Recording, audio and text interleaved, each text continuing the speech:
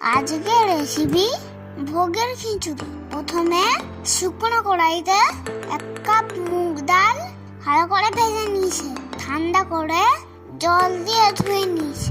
এরপর একটা হাঁড়িতে পরিমাণ মতো জল দিয়ে ধুয়ে রাখা মুগ ডালটা দিয়ে 1 চামচ হলুদ, 1 চামচ লবণ দিয়ে ভালো করে মিশিয়ে নিয়েছে। ঢাকনা দিয়ে ডালটা সেদ্ধ হতে দিয়েছে। এরপর 1 কাপ গোবিন্দভোগ চাল ভালো করে ধুয়ে নিয়েছে। কড়াইতে তেল দিয়ে ডুমডুম করে কেটে রাখা আলুগুলো হালকা ভেজে তুলে নিয়েছে। এরপর ডালটা অর্ধেক সেদ্ধ হয়ে চালটা ও আলুটা দিয়ে দিয়েছে।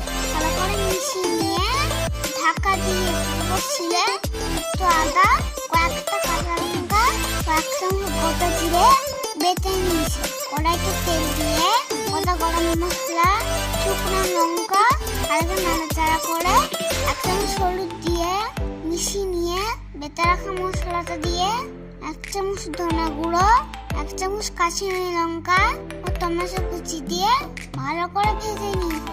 অল্প একটু জল দিয়ে ভালো করে কষে নিয়েছে।